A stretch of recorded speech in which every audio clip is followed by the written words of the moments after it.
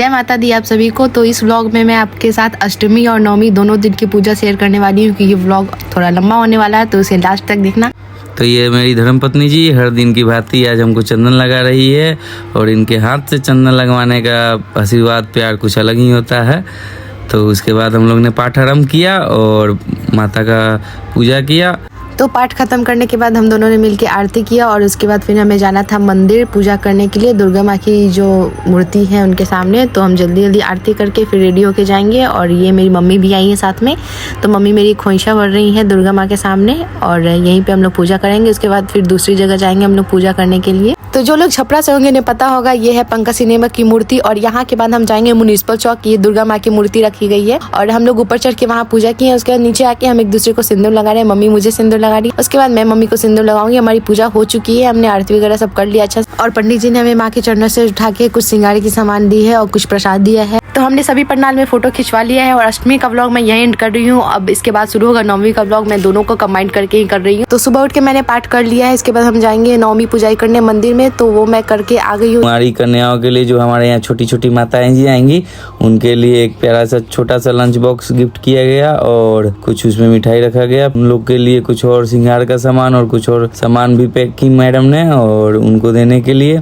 ये सारा कुछ वो अरेंज कर रही है कि सब एक अच्छे से एक झोले में रख कर कि दिया जाए, तो फिर उन लोग को थोड़ा प्रॉब्लम ना हो। इस वजह से सबको अच्छे से अरेंज करके अच्छे से सजा कर रख के फिर उसको मैडम पैक कर रही हैं। और ये सारा कुछ वो पैक करके वो सब माता जी को दिलाएगा, उसमें कुछ फल डलाया। तो छोटी छोटी कन्याओं को हमें जो देना है वो सारा कुछ मैंने अरेंज करके रख लिया है, ताकि उस वक्त जल्दीबाजी में बहुत कुछ छूट भी जाता है। और उसके बाद हम बैठ गए हवन करने के लिए।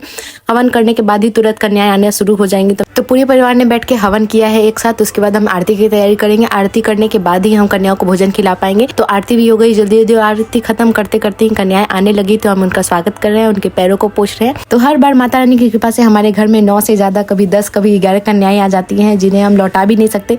तो वहाँ बैठा के उन्हें भोजन नहीं करवा पाते, लेकिन उन्हें भोजन करवा के ही भेजते हैं। और उनका गिफ्ट भी पहले से ही तैयार रहता है कि उन्हें खाली हाथ ना जाना पड़े, तो हम उन्हें गिफ्ट देके ही भेजते हैं। आप लोग ऐसे सिचुएशन में क्या करते हो मुझे कमेंट करके जरूर बताना। तो पैर पोंछने के बाद मैं अलता लगाना शुरू कर रही हूँ, और सभी माताओं को मैंने अलता लगा दिया। और बाकी कन्याओं को भी बहुत जल्दी होता है जाने का, क्योंकि और भी घर उन्हें जाना होता है। तो हमें हमारा बचपन याद आ जाता है, कैसे हम भी जाते थे घर घर खाने, और बहुत जल्दी होता था हमें भी एक घर से दूसरे घर जाना है। और गिफ्ट की बहुत ज्यादा एक्साइटमेंट होती थी कि कहाँ से कौन सा गिफ्ट मिलने वाला है।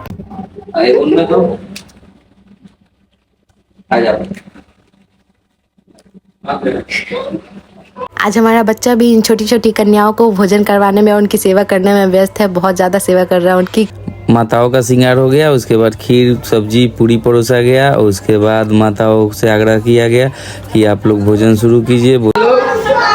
माता जी खाइए लो, माता जी खाइए लो, माता जी खाइए लो। आज के दिन कन्या को अपने हाथ से भोजन करवाने का अलग ही आनंद है, और 9 दिन के नवरात्रि में पूजा करके बहुत ज्यादा अच्छा लगता है। माँ की सेवा करने में बहुत ज्यादा खुशी मिलती है। मेरा तो मन होता है कि नवरात्रि 9 दिन का नहीं, पूरे साल भर का हो। जैसे हम 9 दिन अपनी बेटियों को और दूसरी की बेटियों को पूजते हैं, वैसे पूरे साल भर ऐसा ही चलता रहे। साल भर हम अपनी बेटियों को और दूसरी की बेटियों को भी अपनी बेटी की नजर से देखें, उनके साथ कोई भी अनहोनी ना होने दें, और उनकी सुरक्षा भी अपनी जिम्मेदारी समझें। जितने लोगों तक मेरी वीडियो पहुंच रही है उनसे आग्रह है कि अपने साथ साथ दूसरों की भी बहन बेटियों की रक्षा करें। तो कन्याओं ने अच्छे से भोजन कर लिया है, सबने थोड़ा थोड़ा ही भोजन किया है, लेकिन संतुष्टि से भोजन किया है। तो अब हमने जो उपहार उनके लिए निकाल के रखा था उन्हें दे के अब हम विदा करेंगे, और उनसे आशीर्वाद लेंगे। माता रानी की कृपा ऐसे हम पे और आप सभी पे बरसते रहे, और आप सभी भी खुश रहे। तो आप सभी कंजक पूजा या कन्याओं की पूजा कैसे करते हैं मुझे कमेंट करके जरूर बताना। और मेरा व्लॉग अच्छा लगा हो तो मेरे चैनल को सब्सक्राइब कर लेना, और वीडियो को लाइक जरूर कर देना, और बाकी लोगों तक भी शेयर कर देना, ताकि मेरा मैसेज उन लोगों तक भी पहुंच सके। मैं मिलूंगी ऐसे ही नेक्स्ट व्लॉग में, तब तक के लिए जय माता दी।